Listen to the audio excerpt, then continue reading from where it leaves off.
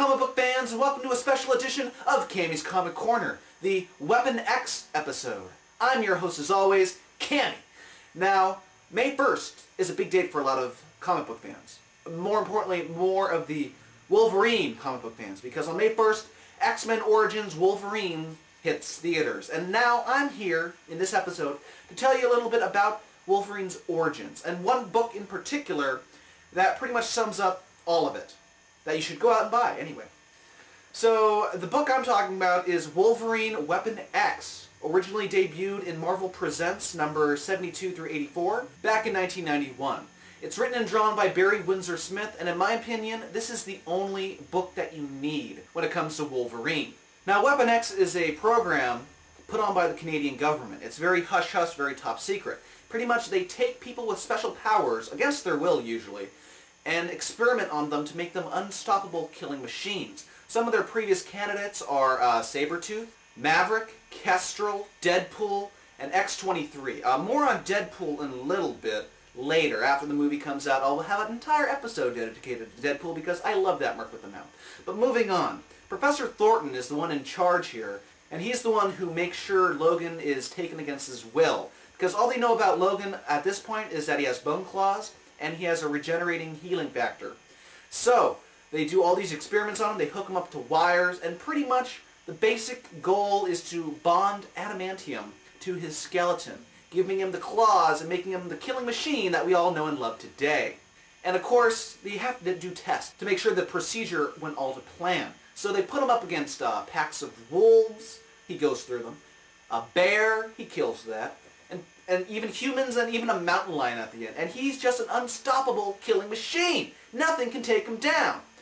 But he is kind of hard to control, and that's what they really wanted to do, is control him so then they can make other copies and then, sell them to different governments, because people will pay a high price for such a thing. Well, Logan, unfortunately, cannot be controlled that easily, and eventually he gets out and starts killing his captors, killing the handlers, killing the scientists who did this to them. Takes both of Professor Thornton's hands off because that's how much he hates him for making him into this animal that he's become. But Thornton's saying, no, you've always been this animal, and now you're in the flesh.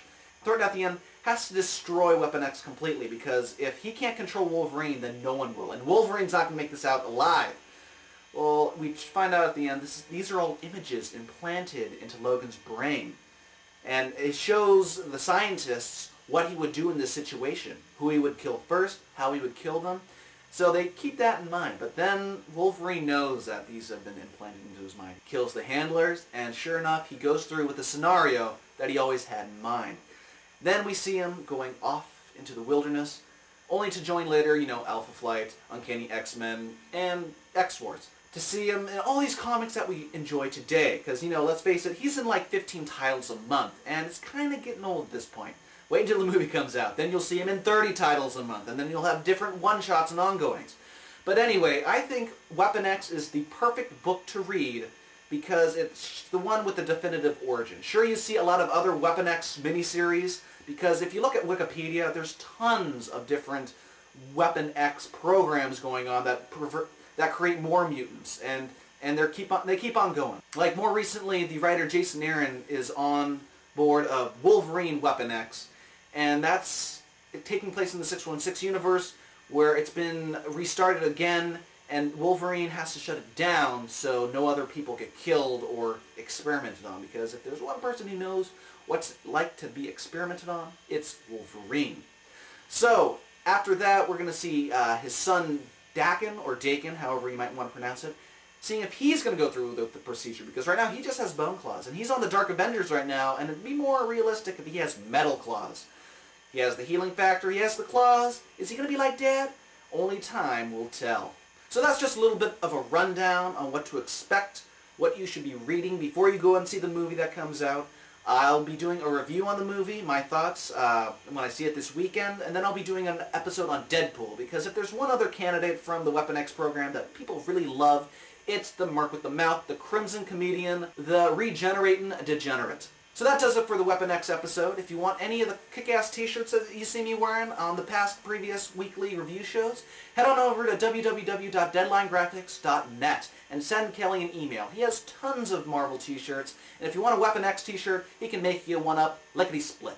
So there's only one name that I trust when it comes to comic book t-shirts, and that is Kelly over at www.deadlinegraphics.net.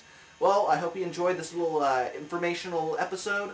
If you want more stuff on Weapon X, go to comicbookdatabase.com, go to wikipedia.com. There's tons of stuff, tons of trades that they'll tell you to read, and little synopsises of what's happened. So until then, this has been Cammy's Comic Corner. I have been your host, Cammy, and go get snagget, bub.